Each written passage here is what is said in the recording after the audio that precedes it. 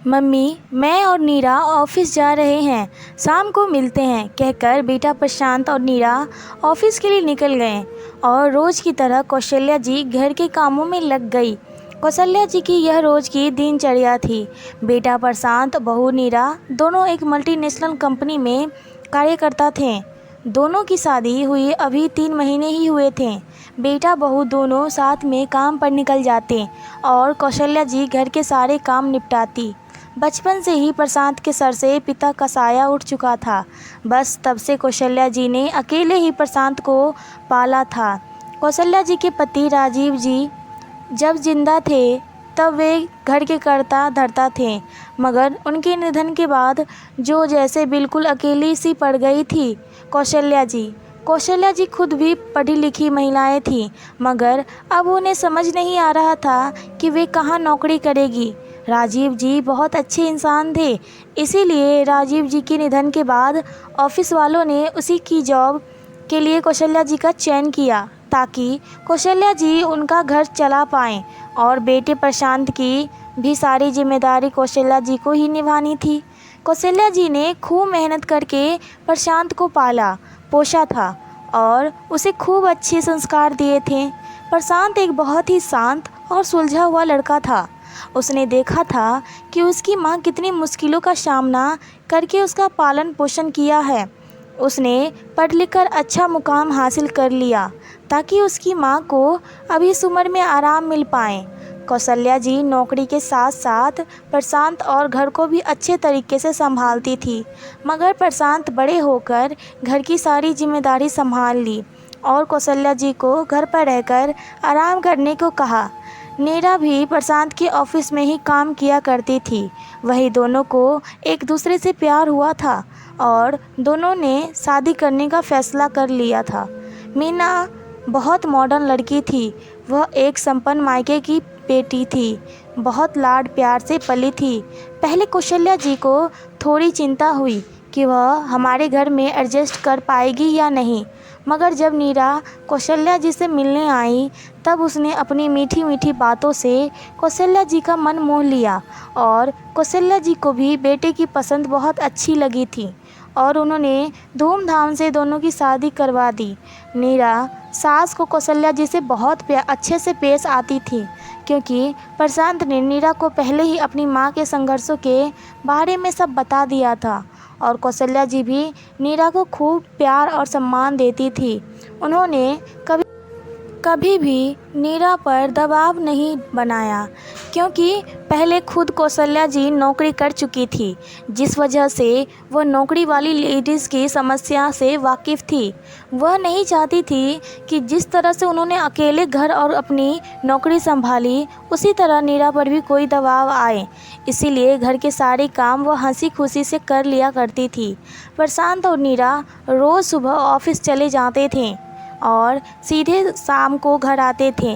घर का सारा काम करने के बावजूद भी कौशल्या जी के पास समय खाली बच जाता था, इसीलिए समय का सदुपयोग करने के लिए उन्होंने सोचा क्यों न घर पर रहकर ही कुछ काम शुरू किया जाए, जिससे उनका मन भी लगे जाए और पैसे भी आने शुरू हो जाएं। जो इंसान कभी खाली न बैठा हो उसे आराम करने कहाँ पसंद आता है।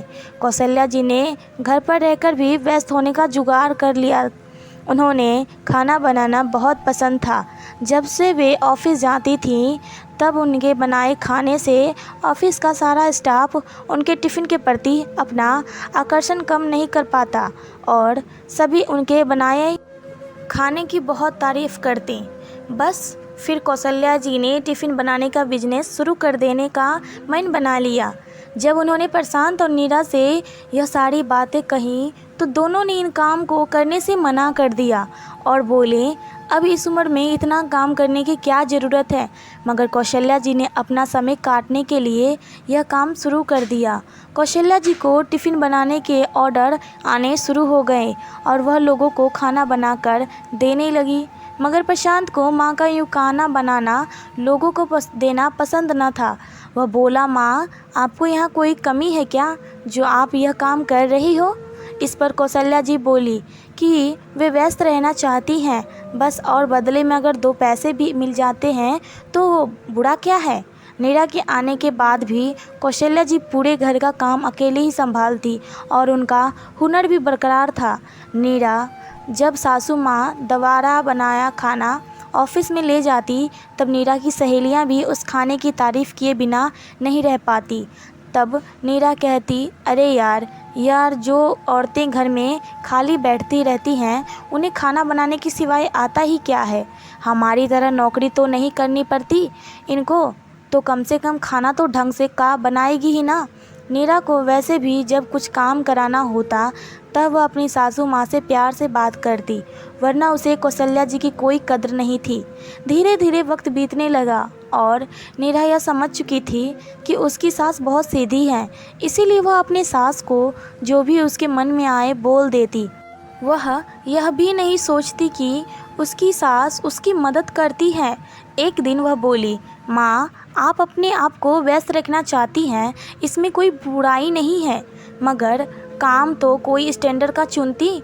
आप यह जो टिफ़िन बनाती हैं शायद आप नहीं जानती कि हमें कितनी शर्मिंदगी होती है।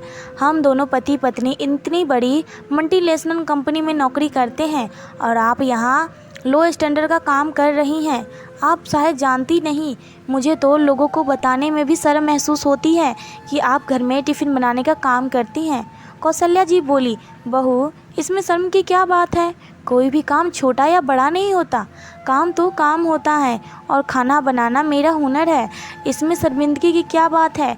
मैं तुम दोनों को तो भी टिफ़िन देती हूँ, तुम्हारे ऑफिस से आने से पहले तुम दोनों का खाना तैयार रखती हूँ, मुझे इन सब से खुशी मिलती है और मेरा मन भी लगा रहता है। मगर नीरा उनकी पूरी बातें सुने बिना अपने कमरे में चली गई। यह नीरा ने पहली बार नहीं किया था, दरअसल अब यह उसकी आदत बन गई थी कि जो मुंह में आता वो बक देती और हमेशा कौशल्या जी की बेइज्जती कर देती। अपने कमरे में चली जाती। कौशल्या जी कभी पलटकर उल्टा जवाब नहीं देती थी, बस इसी बात का फ़ायदा उठाने लगी थी नीरा। कौशल्या जी सोचती एक दिन नीरा सुधर जाएगी, उन्हें लगता कि अभी उसमें बचपना है, धीरे धीरे समझदारी आ जाएगी। जब भी नीरा को सासू माँ से कुछ काम करवाना होता तो वह मीठी मीठी बातें करके कौशल्या जी से अपना काम करवा देती, चाहे अपना फटा कपड़ा सिलवाना हो या कुछ नया खाने का मन हो। कौशल्या जी ने प्रशांत की तरह ही नीरा को खूब प्यार किया था, इसीलिए कौशल्या जी को यही लगता कि बहू में मन में कुछ पाप नहीं है, तभी तो कभी कभी इतना प्यार से बात करती हैं। हाँ, कभी कभी गुस्सा करती हैं, मगर अभी बच्ची ही तो है।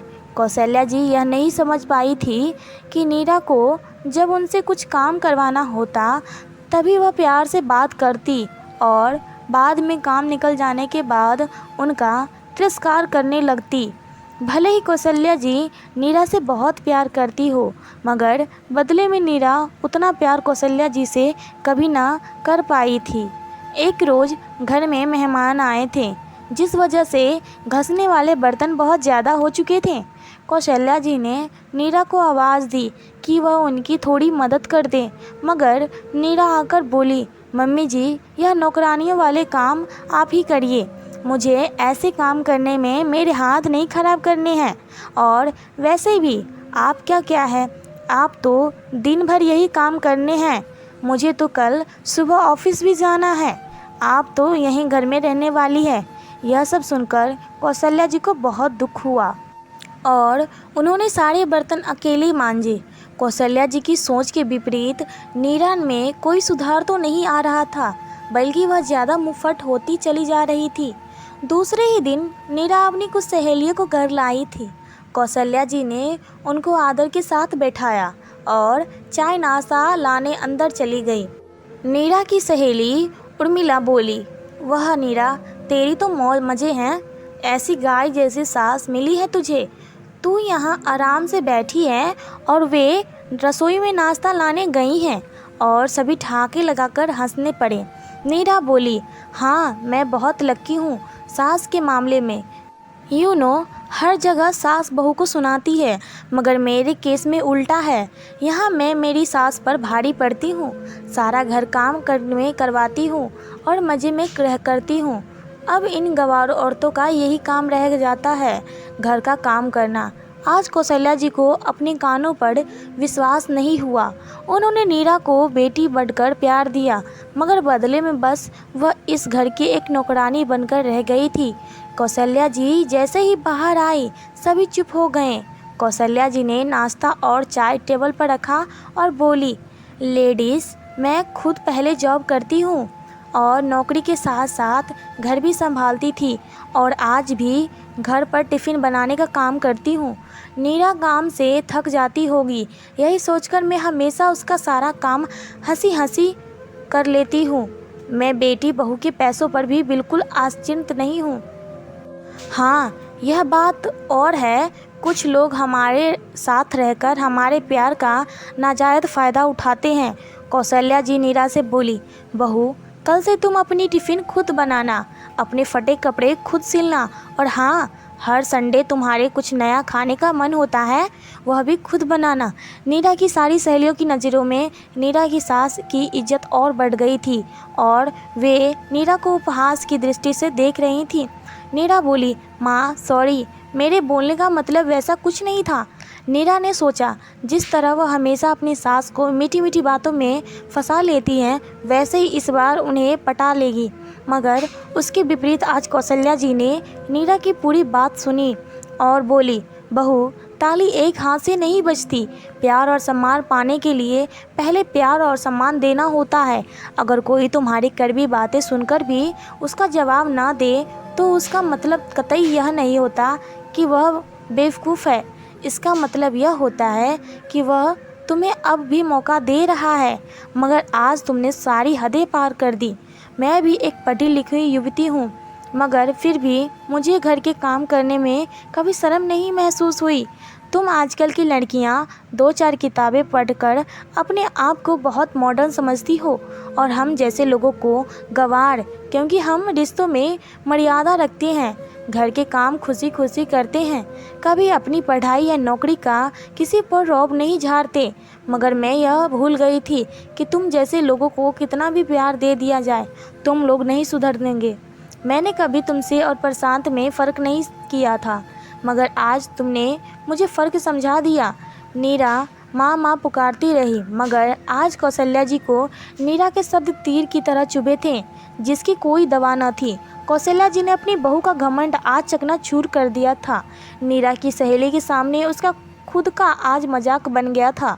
जब यह सारी बातें प्रशांत को पता चली, तो उसे नीरा के प्रति बहुत गुस्सा आया और उसने अपनी माँ से नीरा के उपलक्ष्य में माफ़ी मांगी। प्रशांत की कुछ गलती नहीं थी, इसीलिए कौशल्या जी बोली, मैंने आज तक तुझे कभी कुछ नहीं बताया और सारे तिरस्कार के घुट पी गई, मगर बस अब और नहीं। दोस्तों, घर के बूढ़े लोगों को इस्तेमाल की वस्तु नहीं कि जब चाहा उनका उपयोग किया और जब चाहा उनका तिरस्कार किया, बल्कि घर के बुजुर्गों को घर की मजबूत नींव हैं, जो पूरे परिवार को बांधे रखती हैं। इस दुनिया में अक्सर लोग शरीफ लोगों के साथ दिल का नहीं, दिमाग का इस्तेमाल किया करते हैं, मगर वे भूल जाते हैं कि शरीफ इंसान को जब चोट पहुंचती है तो वह घायल शेर बन जाता है। इसीलिए कभी किसी को अपने फ़ायदे के लिए इस्तेमाल ना करें। उस इंसान की कीमत समझे जो आपके लिए कुछ निस्वार्थ भावना से करता है। दोस्तों, क्या कौशल्या जी ने सही किया? हमें नीचे कमेंट करके बताएं और हमारे चैनल को लाइक से सब्सक्राइब ज़रूर करें, ताकि इसी तरह की नई कहानी हम आपके लिए लाते रहें। धन्यवाद।